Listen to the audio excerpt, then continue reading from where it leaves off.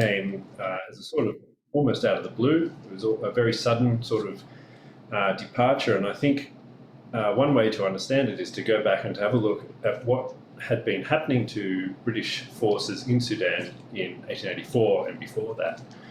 So early in the 1880s, Britain took sort of de facto control of Egypt, and Egypt considered Sudan to be its southern territory. Egyptian forces were sent south to crush a revolt that had been started by the man you see here, Muhammad Ahmed al-Mahdi, the Mahdi as he was known. However, they'd failed to do that, and in fact had become besieged in various towns. One of the biggest was at Khartoum, at the conjunction of the Blue and the White Nile rivers. And so the British in 1884 sent General Gordon, a very well-known British general, south to evacuate those troops from Khartoum. However, when he got to Khartoum, he decided to entrench himself and to fight, and hopefully to crush the Mahdist forces. The siege dragged on for a long period of time, all of 1884, and on about the 26th of January 1885, it was finally broken when the Mahdist forces broke into Khartoum and killed the entire garrison, including General Gordon.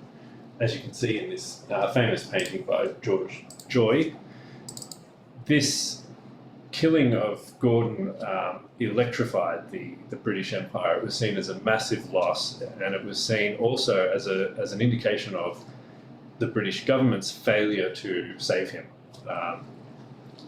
In that sort of outpouring of imperial grief, if you like, New South Wales offered a contingent of, they offered a battalion of infantry and a battery of artillery, and they were taken up by the British government on that offer. And as soon as that offer was taken up, other colonies, including Victoria and Queensland at least, also offered troops, but they were declined at that time. So that's how New South Wales sort of got sucked into this war in Sudan. When they actually departed, and you can see this famous painting by Arthur Collingridge shows their departure from Sydney in the classic red coat, scarlet coat, blue trousers uniform that the British Army was wearing at that time. They sailed across to Sudan. They were involved in some minor skirmishing, but they didn't see a lot of action once they were actually over in Africa. And then they spent a lot of their time not doing much at all, and they came back within about 3 or 4 months to Sydney. There were many questions that were asked in New South Wales about whether it was the right thing to do.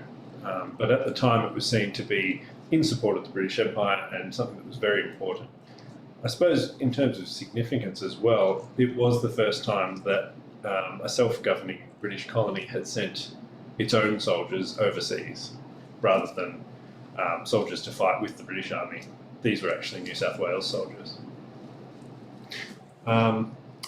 The other thing about the uniforms is something that Cam might want to talk about. Yeah, so good morning everyone. So when they arrived in Sudan, they were given these khaki uniforms by the British, and the scarlet tunics were handed over. And up until only about a year ago, we thought all of those khaki uniforms were completely long gone to history. And then out of the blue, we were offered, the Australian War Memorial was offered one of these uniforms for donation. It was quite a coup for us. We don't get many genuine uniform items relating to the earlier conflicts, and to have the trousers, the helmet, and the tunic all donated to the War Memorial, this original uniform. It's a one of a kind in Australia at least, and it was quite a coup for us. Unfortunately, I couldn't bring that out. It's too fragile at the moment. But I have brought out a couple other items for us to look at. The first one for Sudan is this trumpet here. This is actually a trumpet made in 1861 and acquired in 1862 by the Sydney Battalion, or company really, of the New South Wales Rifle Volunteers. and it was used by their first bugler. In 1885, when the New South Wales contingent was being formed, they gave this trumpet to the commanding officer, Colonel Richardson, and it was taken to Sudan and used over in Sudan by the New South Wales contingent, and then brought back to Australia and was kept by the Contingents Association long after the contingent came home, and was used at funerals and at anniversary events by the Contingent Association until it was donated to the Australian War Memorial. We've also brought out the basic medal group, well, minus that one, that was issued to all the Sudan contingent. So we have the Egypt medal here and the Cadiz Star. In the middle here we've got the Queen South Africa medal, which we'll get to later on in the talk. But these two medals are the standard medals that were issued to the New South Wales contingent for their service in Sudan. This particular one was issued to Private Leroyd, who was in the New South Wales Army Medical Corps, and he was actually quite significant in that on their way to, so when they were in Sudan, they one of the first things they did was participate in a march to Tamai. So a giant square formation was formed, and the New South Wales contingent was at the back of that square. And from extreme ranges of their weapons, the Māori forces fired at the square, and 3 of the New South Wales contingent were wounded by those stray shots. And Leroyd was one of the 3. So he's one of the first, possibly the first 3 Australians to ever be wounded in combat. So he's quite significant in that respect. He's gone on to serve in South Africa, but we'll get to that soon. Yes, indeed. Eventually, in the 1880s, the British expeditions to Sudan, so there were huge numbers, as Cam has mentioned, of British soldiers. That square was they were part of a force of about 10,000 British and Indian Army regulars. It sort of fizzled out in 1885, and the forces withdrew. The Mahdist forces then controlled much of Sudan for that period right up until the end of the 1890s. And there's a big link, I suppose, between that Sudan war and the South African War, which we'll talk about in a moment, and that is Lord Kitchener. And so at the end of the 1890s, the British have gone back into Sudan and are finally determined to crush this Mahdist, effectively a state at that point. And they do so only in 1898 under the Commander-in-Chief, Lord Kitchener, who then later on becomes the 3rd Commander-in-Chief for the British forces in South Africa. And so he's sort of a link between those two, North and South African campaigns at the end of the 19th century the British are involved in. I suppose the Sudan contingent in a way is sort of a more significant thing than it sounds like, in the sense that it is the first time Australian troops have gone overseas and served as Australian troops or as New South Wales troops. And it raises questions for Australian politicians in the different colonies about whether this is something that they should be aiming to do in the future. So the idea previously had been that Australian troops and Australian navies had been raised for the defence of the Australian colonies. Whether they could then be deployed overseas where there was no obvious threat to Australia was now on the table because of the Sudan contingent. And I suppose that is something that comes up and is debated much more strongly during the Boxer Rebellion and the South African War. So, Rob, I suppose we could start talking about the Boxer Rebellion now. Definitely. We can certainly move on to that. So I suppose we'll talk about the Boxer Rebellion now, even though chronologically the South African War starts first. During the 1890s, at the end of the 1890s, a group of Chinese sort of, I suppose, proto-nationalists calling themselves the Righteous and Harmonious Fists decided that there were too many foreigners in China and wanted to kick them out or kill them. And they became known in English as the Boxers because they were trained in martial arts and because of their name in Chinese. I suppose, again, the context is very important here. China at the time was being divided up by both European but also the Japanese imperial powers, and you can see that really nicely illustrated in this French political cartoon that dates from about 1898, in which you can see from left to right Queen Victoria, the Kaiser of Germany, the Tsar of Russia, France depicted as a woman, and then Japan, all thinking about which slice of the Chinese pie they would like to gobble up, while in the background a caricature of a Qing official throws his hands up in horror. This is all going on. The Boxers decide this is no good, and they start killing off European Christian missionaries and also Chinese people who have converted to Christianity. They eventually gain a lot more power than anyone sort of expected them to have, and they besiege the foreign legations, so effectively like the embassies in Beijing, Peking as it's often called in the sources from that time. The different countries, the imperial countries, all send troops to this conflict to defeat the Boxers, and they have some reverses at first, and they find themselves besieged in Beijing, but they manage to ultimately defeat the Boxers. Australia at this time is sending troops, large numbers of troops, to South Africa, and so the colonies of Victoria and New South Wales and South Australia offer to send their naval contingents instead, so sailors, both permanent Navy sailors and also volunteer sailors, what we might think of today as reservists, over to China.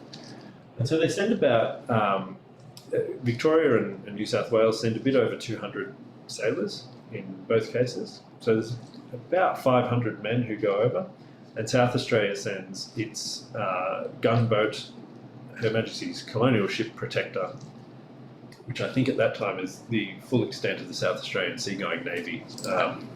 And so they go over on the steamship Salamis, but by the time they get to northern China, much of the fighting has petered out, and what happens is that the New South Wales contingent winds up, and you can see them in this slide with a field gun.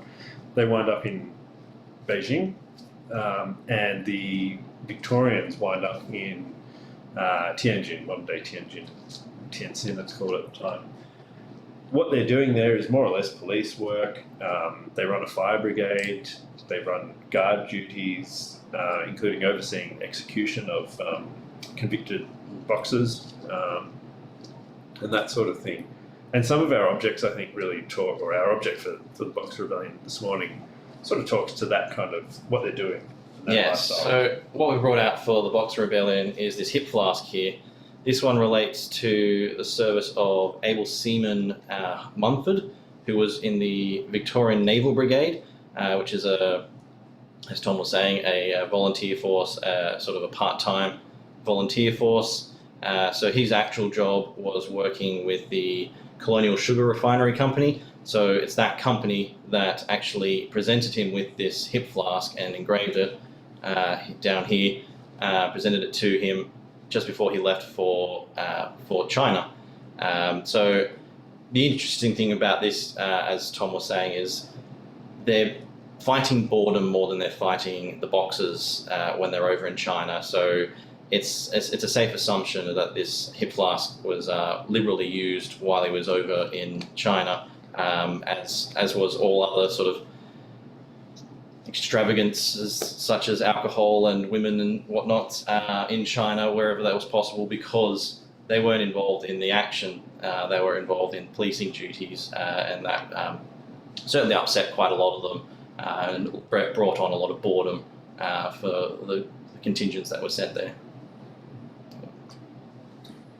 Yeah, I suppose the Boxer Rebellion, and this is true of Sudan as well, it sounds sort of like a footnote in Australian military history in the sense of the numbers of soldiers or men who went over, and also the impact that their service had, in the overall conflict.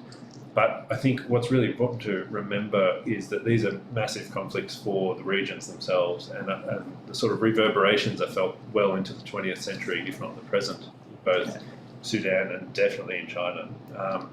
The peace terms that are eventually imposed on China in 1901, when the fighting is finished, are very sort of punitive to China, and it's still remembered in China as part of that century of humiliation, as they often call it, from about 1840 with the Opium Wars through to really 1949 with the establishment of the People's Republic. This is still seen as a period where Westerners especially were attempting to basically plunder China, and so it's quite a significant conflict in a world history sense, even if from the Australian perspective it's a bit of a footnote to our military history. It's also significant from a naval perspective for Australia. All the colonies had their own naval forces. New South Wales was quite small, even though they were such a large colony, because they had the Australia Squadron based there for their protection. But the other colonies all had major naval forces, the legality of which was quite loose, whether they were part of the Royal Navies or under the command of the Admiralty, or from an international perspective, and had the protections of such. So the sending of these colonial naval forces was quite an unusual thing, but particularly with the Protector, because it is this colonial ship that is taken as part of the Royal Navy, but it's quite a significant moment for the Australian naval history as well in that respect. Yeah, it is a funny grey area, because any ships that were going to be released had to have the colonial permission, even though they were kind of technically part of the Royal Navy, or at least that would have been the view from London. Exactly. Yeah. I suppose the other thing to bear in mind when we're looking at these Army-Navy questions is, excuse me, the last British regiment left Australia in 1870, so well before these conflicts break out. And so there's quite a long established tradition of both permanent artillery and volunteer artillery, as well as infantry, engineers and so on in the colonial armies, or militias as they're known, rifle companies and so on. The Royal Navy is in Australian waters until 1913, I believe, and so that's sort of a longer period of time, and so these questions are still being worked out in regards to the Navy, where they've already been worked out in regards to land forces. But in both cases, the question of whether they should be sent overseas or whether they should be kept in Australia for the defence of the Australian colonies is also forefront of everybody's mind, I think. So Tom, you've mentioned about the Sudan War, Australia's contingent in regards to Sudan and the Boxer Rebellion. I believe Australia also sent a contingent to South Africa for the Boer War. Can you please explain how many, and whether it was a colony or was Australia a state at the time? Rob, so each colony of Australia sent contingents to, so multiple contingents from each colony went to South Africa to fight in the Boer War. And then in 1902, the Australian Commonwealth sent the very first Australian troops as such, so Commonwealth troops to the Boer War, and there were, I believe, eight battalions of the Australian Commonwealth soldiers. The Boer War, like all of these wars, is a big and complex war. However, in this case, Australia's involvement is also very big and quite, has a big impact on Australia and on how Australians think about the kind of things that their country might be doing in the future. Effectively, in 1899, there'd been a sort of stalemate between the two Boer republics, the Orange Free State and the South African Republic. The South African Republic was usually referred to as the Transvaal in English, as the British effectively were quite greedy for the gold and diamonds that were in the Transvaal in particular, and didn't like the idea of these independent republics so close to the Cape Colony and Natal, which were British colonies.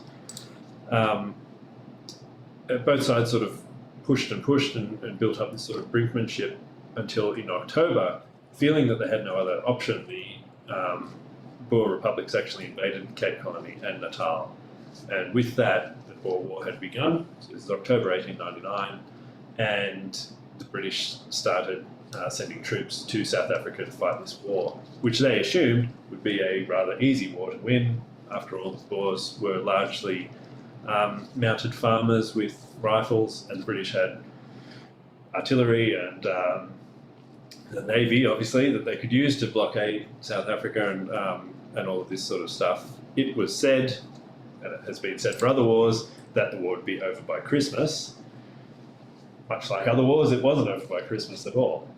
And in fact, the war stretched out until 31st of May 1902, when it finally ended with the Treaty of Vereeniging. The war is often thought of in 3 different phases, and that's quite a useful way to think about it. In that first phase, for the first few months of the war, the British and the Boers fight some set-piece battles, so some sort of battles that you can plan on a map and that look a lot like conventional warfare. The Boers eventually lose that part of the war, and they lose their capitals. The British capture Bloemfontein and Pretoria by the middle of 1900. The Boers, however, and the British then assume that the war's over, and the British Commander-in-Chief, Lord Roberts, goes home, and Lord Kitchener, who I mentioned earlier, comes in to basically tidy up and to get the Boers to the peace treaty table. The Boers, however, have other ideas and decide to wage a guerrilla war campaign against the British forces in South Africa, which they do for the next, until May 1902, with using their skill of mobility in particular. They're all mounted, and also their knowledge of the countryside and their other skills that they have, having been brought up in South Africa and having that sort of home ground advantage. Where the colonial troops come in and are sort of interesting to the British commanders is that they are also fielding mounted infantry units, and so they can fight the Boers at their own game, or at least that's the idea. And so most of the Australian contingents have titles like mounted infantry or mounted rifles, because that's exactly what they are. They're infantrymen who are fighting but on horseback. So typically, in theory, they'd ride to the battlefield, dismount and fight a battle, and then ride on to the next battlefield. In practice, what often happened was that they'd be ambushed, and so they would actually wind up fighting on horseback, even though that's not what they really wanted to do, I suppose. Yeah, it's similar in a way to what you see with light horse tactics of the First World War. You'd be sectioned into groups, and one would hold onto the horse while the others went on to fight. Whereas the Boers also fought dismounted, even though they were mostly mounted and were excellent horsemen. It's very different type of fighting throughout the war. As Tom was talking about, it goes. The last phase is the guerrilla war, and that's where the majority of the Australian fighting is really being conducted. But the fighting of this war becomes more and more brutal. You have things like concentration camps set up to remove the population, and the farms are all burnt and the livestock all killed to stop the Boers from having access to supplies. So you start to see a lot of brutal tactics to end the war, which is where you see things like the Break-A-Morant case, where they're using particularly brutal tactics.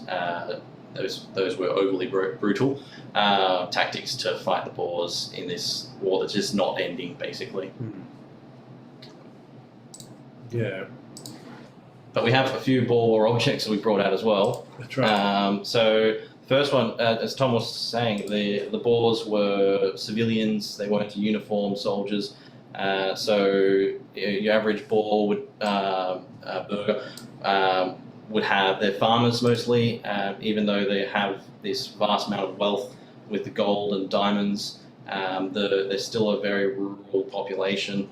living on pastoral farming, and the average Boer will have their sturdy work clothes, and then these are deeply religious people, so then they'd have their Sunday best clothes. So when they went to fight, they wore their sturdy clothes, and often it would have a waistcoat, mostly for warmth, because in the winter especially, but it just normal cold nights on the veldt, it's just windy. So what we have here actually, hopefully in shot for you, is a waistcoat that was captured from a Boer fighter, Boer commando, on the 5th of March 1901. We're not really sure of the information on what happened with its capture. He was captured, this was taken off him, and then it was acquired by a civilian doctor who was working with the Royal Medical Corps at the time. And so basically the importance of this is twofold, in that it's very rare to find actual uniform objects taken from Boer fighters. They just don't really exist anymore. And the other part about this one is, if you look at this, all the way around it are pockets. So this is from a time in the later stages of the war where supplies are a big issue. There's no way of getting supplies, so you hold on to as much as possible. So there's 30 pockets on this waistcoat to put ammunition into for their Mauser rifles that they had, and that's purely because he needed to hold as much ammunition as he possibly could, because he might not get resupply for months on end. So this is quite a significant object that is from an actual Boer fighter. The other one we have, did you want to tell a story of Eland's River? Or? Yeah, sure. So in August 1900, about 500 colonial troops, about 300 or so were Australian, from the Australian colonies, and about 200 were from the British colony in Rhodesia, were bottled up at a place in the Western Transvaal at a store point, so that they were there guarding a large number of stores, such as canned fruit, alcohol, meat, all sorts of stuff like that. And the fear was that a Boer guerrilla commando would come down and take those stores, of course, because, as Cam has mentioned, the big thing for the Boers was keeping their men supplied in the field. So these colonial troops are looking after this stuff at a place called the Eland's River Post. Out of the blue, for them at least, they are besieged on the 4th of August 1900 by it's estimated about 2,000 men of a local commando under the General Cos de la Rey, who was a very effective Boer general at the time. So they suddenly find themselves in this situation. They're on a fairly poorly defended sort of eminence, but it's surrounded by hills, so it's not a great place to be defending. And it's a very rocky sort of ground, and so it's not very easy for them to entrench, but they do have to entrench because they soon find themselves under artillery fire and also Pom Pom Gun fire, as they call it. So Pom Pom Gun is a 1-pounder machine gun, so it's firing a large shell that explodes on impact. Yeah, so it's a 37mm shell. So if anyone knows of modern military things, there's what we call Mark 40, which is a grenade launcher, an automatic grenade launcher. So it's basically a Boer War equivalent of that, a belt-fed weapon that's really dangerous. Yeah, and quite terrifying, as you can imagine, as well, firing these explosive rounds at a high rate of fire. So the colonial soldiers, the Australians and the Rhodesians, dig in and are under fire for about 14 days or so before they are finally rescued by some British troops under Lord Kitchener, actually, once again. This watch comes from that siege. Cam can tell us about. Yeah, so this one actually relates to a trooper, Duff, who was in the New South Wales Citizens Bushmen. So the Citizen Bushman units, they were based up in Rhodesia and came in, and they were the main New South Wales force in Eland's River. Duff and another trooper, Waddell, were both killed in that first day by being hit in the chest by a pom-pom round. So it's said 37mm shell, that's a big shell to hit you in the chest, and they were both killed instantly by it. and they were 5 men were killed, so 2 Rhodesians, 2 Australians, and a native worker who was. There were quite a few of those in the camp as well. Were all killed on that first day, plus about another 20 casualties. Not to mention most of all the 1,500 horses and livestock were all killed. So Waddell and Duff were killed on that first day, and then they were buried that night. And then later on, 2 other New South Welshmen, Walker and Mitchell, were also buried in the area, and were given a 1 slate grave marker for all 4 of them, which we have in the War Memorials collection. It was up on display up until quite recently. So this is Duff's pocket watch. Whether he carried it with him when he was killed or not, we don't know, but it was certainly sent home to him, to his family. Sorry. It is missing its face and one of the hands, but this is the pocket watch that Duff had with him during his service in the South African War. So he's one of 8 Australians who were killed, and 12 all up defenders who were killed during the siege of Elands River, which I think Craig Wilcox said 8 Australians were killed to defend a large pile of alcohol and tins of jam. Sort of sums up what the Elands River siege was. It's a fight over whether the Boers can get all these supplies, and 8 Australians died defending it. Yeah, that's right. Which would have been a great boon. Had the Boers actually been able to crack that siege, would have been a great boon to them to gain those supplies. But it also meant that British columns were focused on relieving the siege when they really should have been chasing the Boers, and so there's that side of the story as well that is also significant about Elands River. Thank you very much for the information in regards to the Boer War. Please do remember that this is a live webinar, so do leave your questions in the chat or the question and answer sections. We do have a couple of questions here. One from David. Was the Commonwealth's participation in the Boer War controversial in pre-Federation Australian society? Yeah, I think that there was fairly strong. I suppose we need to look at the attitudes towards sending troops overseas during this whole period of 1899 to 1902. I think that from what I've read, that there's a great deal of enthusiasm, you could even say, for war in 1899 in the colonies, and enthusiasm for sending Australians to that war. That's not to say that everyone was in favour of it, and there were quite vocal voices who were against sending Australians to South Africa for a variety of reasons. One of the obvious ones being that the Boer republics posed absolutely no threat whatsoever to Australia, and so why should we go and fight what was seen as Britain's war by some people. But there were, by 1902, when the Commonwealth battalions are sent, there's certainly a bit of war weariness, I think, throughout the empire. But I think there is still a strong sense of Australian duty to the British Empire, and so whether they were controversial is not something that I have seen a lot of. I don't think it would. I wouldn't say it was controversial. Even once when things became known about the concentration camps, they had what's called the 4-set report into that, and it still wasn't seen. The Boers were still seen as the enemy and the bad people, and we were there to sort of defending the empire. And although, as Tom was saying, there was always a vocal opposition group here in Australia, even in Britain, there was quite a vocal.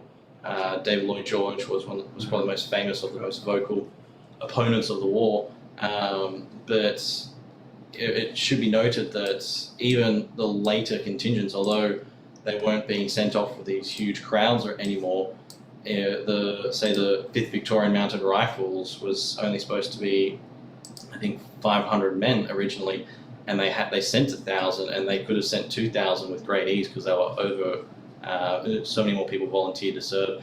So although there was controversy in it later on when it became known how many people died in the camps, during the war especially, it was not controversial to any huge extent, that's for sure. Thank you very much. We also have another question from Oleg. This is a pretty specific question in regards to Frederick Whirlpool. So is it correct that Frederick Whirlpool is sometimes claimed as the first Australian Victoria Cross recipient for the gallantry during the Indian Mutiny? Or officially Sir Neville Reginald House was the Australian recipient of the Victoria Cross for his actions while serving in the Second Boer War? Many thanks, great seminar. Yes, yeah, it's a tricky question because it cuts to the core of a lot of these questions, which is how many of these people are Australians. You know, if they're born in Britain and then they migrate and then they immediately join a contingent to the war, well, they're in an Australian contingent and so they're an Australian in that sense, but their whole life up to that point might have been living in Scotland or somewhere. Yeah, so there's an official, the official tally of 101 Victoria Crosses is done by serving in an Australian unit or having previously served in overseas in an Australian unit. So you do have a few that are counted in that 101 that you might think, oh, well, they're in a British unit. But Whirlpool certainly is quite unique in that he was most likely, as far as we know at least, the first person to receive the Victoria Cross while wearing an Australian uniform. So he joined the colonial militia here in Australia when he was presented his Victoria Cross, and so that's quite unusual. But there were others who had Australian connections. Thomas Grady, he got his in Crimea. He was one of the original 62 handed out by Queen Victoria actually, and he migrated to Australia. So there's others as well that have Australian connections that aren't Australian, and then there's others who were Australian born who then served in British uniform that aren't counted amongst the Australian. So it's quite a blurred line there of what is Australian and what isn't. And it's quite difficult, even if you don't even go Victoria Cross recipients. Yeah, there's an Australian born person who fought at the Battle of Waterloo. Is he the first Australian soldier to fight overseas in a war? Yeah, it's a blurry line.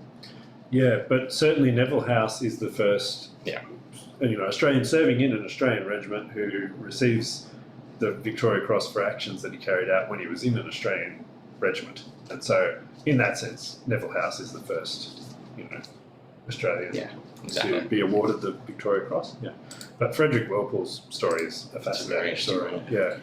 We also have a question here from Doug. Were any Australian or state colonial troops still in the Sudan and involved in the Battle of Omdurman? No.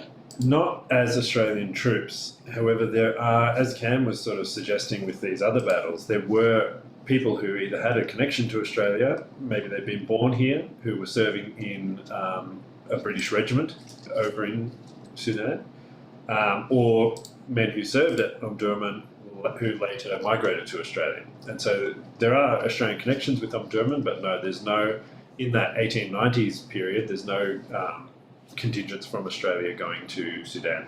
Yeah, that's right. Yeah, we have a medal group actually, was on display up until quite recently. It's a Distinguished Conduct Medal that was received at Omdurman. And William Cope, I believe his name is, and he then served in the Boer War and then migrated to Australia and served with the Australians in the First World War as well.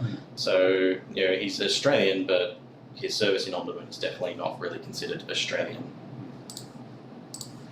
So thank you very much for all your questions. That brings our Museum at Home webinar about Australia's involvement in the colonial wars to a close. We hope you enjoyed this presentation. If you don't already follow us on social media, please search Australian War Memorial on Facebook, Twitter, Instagram, LinkedIn and YouTube to see more of our content. Thanks again and bye for now. Thank you very much, Rob. Thank you. Thanks for having us.